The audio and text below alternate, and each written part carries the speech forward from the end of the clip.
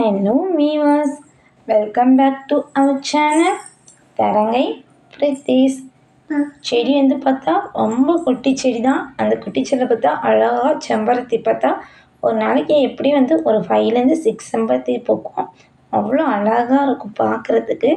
இன்றைக்கி வந்து நம்ம பார்க்க போகிற பதிவுன்னு பார்த்தா வெள்ளிக்கிழமை பதிவு தான் வந்து இன்றைக்கி நான் வந்து வீடியோவாக கொடுத்துருக்கேன். வெள்ளிக்கிழமைனாலே பெரும்பாலும் பார்த்தா மகாலட்சுமி தாயாருக்கு உரிய நாளாகவே தான் கருதப்படுது. வெள்ளிக்கிழமைங்கவும் நம்ம வந்து காலையிலேயே எழுந்திரிச்சு வெளியெல்லாம் ஃபுல்லாக எங்கே பார்த்தாலும் க்ளீன் பண்ணிவிட்டு கோலம்லாம் போட்டாச்சு. எப்போதுமே சரி பெண்கள் அதிகாலையில் எழுந்திரிச்சு வந்து சூரிய பகவான் வரத்துக்கு முன்னாடியே வந்து நம்ம வந்து கோலம் போட்டுட்டு விளக்கேற்றி வழிபாடு பண்ணோன்னா மகாலட்சுமியோட முழு அருள் நமக்கு கிடைக்கும். வெள்ளிக்கிழமையில் வந்து பெரும்பாலும் செய்யக்கூடாத விஷயம்னு பார்த்தா நம்ம நிறைய துணியை என்ன பண்ணுவோம் சேர்த்து வச்சுட்டு வெள்ளிக்கிழமை தான் துவைப்போம். அது வந்து மகாலட்சுமிக்கு வந்து அவங்கள வந்து அவமதிக்கிற ஒரு செயலாக இருக்கும். ரெண்டாவது என்ன பார்த்தா கடன் சுமைங்கிறது அதிகமாகவே இருக்கும். அந்த துணியெல்லாம் நம்ம வியாழக்கிழமையே க்ளீன் பண்ணிட்டோன்னா வெள்ளிக்கிழமையில் வந்து இந்த மாதிரி துணி துவைக்கிறதோ இல்லை வந்து வீட்டில் வந்து அதிகமாக ஒற்றை சேர்ந்துருப்போம். அந்த ஒற்றையை வந்து வெள்ளிக்கிழமையில் வந்து க்ளீன் பண்ணக்கூடாது. நம்ம நாளே வந்து வியாழக்கிழமையை வீக்லி 1 எப்படியும் நம்ம வந்து வீட்டை வந்து கண்டிப்பாக சுத்தம் பண்ணுவோம். அப்போயே நம்ம என்ன பண்ணணும்னா வியாழக்கிழமையை வந்து க்ளீன் பண்ணிடணும்.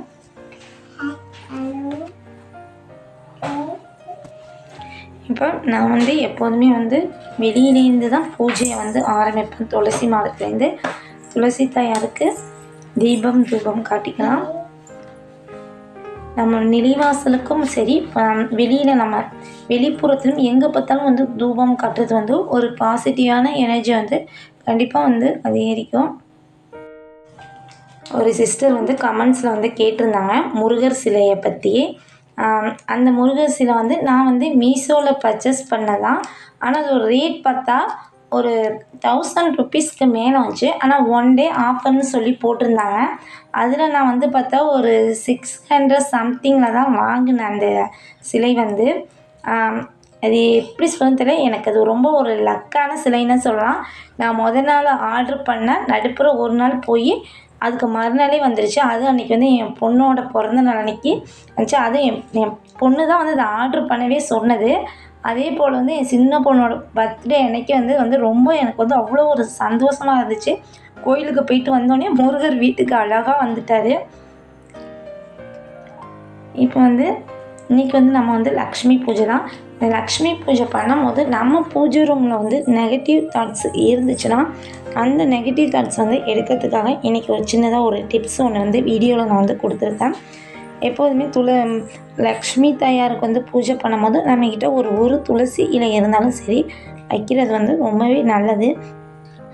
நான் பூவால் வந்து அலங்கரிச்சுக்கிட்டேன். பூஜை அறையில் பெரும்பாலும் வந்து லக்ஷ்மிக்கு உரிய பொருட்கள் வெற்றிலை பாக்கு, உப்பு, சங்கு, கோமதி சக்கரம், சோழி இது மாதிரி அவங்களுக்கு விருப்பமான பொருளை வைக்கிறது வந்து ரொம்பவே சிறப்பு. ரெண்டாவது லக்ஷ்மி கடாட்சம் பூஜை அறையில் எப்போதுமே ரொம்பவும் நிறைந்தே காணப்படும். இப்போ வந்து நான் வந்து எப்போதுமே வந்து அகலில் 2 ஏலக்காய், 3 கிராம்பு, அது வந்து தனியாக அகலை வந்து க்ளீன் பண்ணி மஞ்சள் குங்குமம் வச்சு வைக்கணும். எரிஞ்ச அகலை வந்து பயன்படுத்த வேணாம். அதில் வந்து ஒரு பச்சை கற்பூரம் ஒரு துண்டு வச்சுட்டு அதுக்கு மேலே வந்து நம்ம எப்போதுமே நார்மலாக பயன்படுத்துகிற கற்பூரம் வச்சுருக்கேன். இந்த கற்பூரத்தை வந்து அம்பாளுக்கு முன்னாடி வந்து எரிய விடும் போது அந்த கிராம்பு வந்து வெடிக்கவே வெடிக்காது. கீழே பார்த்தா அகலும் வந்து அந்தளவுக்கு கறிலாம் பிடிக்கவே பிடிக்காது. அழகாக வந்து நெகட்டிவ் தாட்ஸ் வந்து அந்த ஸ்மெல் வந்து நிச்சயமாக வரவே வராது. இது நார்மலாக இருந்துச்சுன்னா கண்டிப்பாக வந்து ஸ்மெல் வரும். அது கிராம்போட வாடங்கிறது சுத்தமாகவே இருக்கவே இருக்காது. ட்ரை பண்ணி பாருங்கள். ட்ரை பண்ணிட்டு எனக்கு நிச்சயமாக வந்து கமெண்ட்ஸில் வந்து அனுப்புங்க. இது வந்து நான் வந்து ஒரு புத்தகத்தில் வந்து நான் படித்தது தான். அதனால் இதை வந்து நான் இப்போ ஒரு ரெகுலராக வந்து ஒரு 3-4 வீக்ஸாக வந்து ரெகுலராக பண்ணிக்கிட்டே தான் இருக்கேன் ஃப்ரைடேயில்.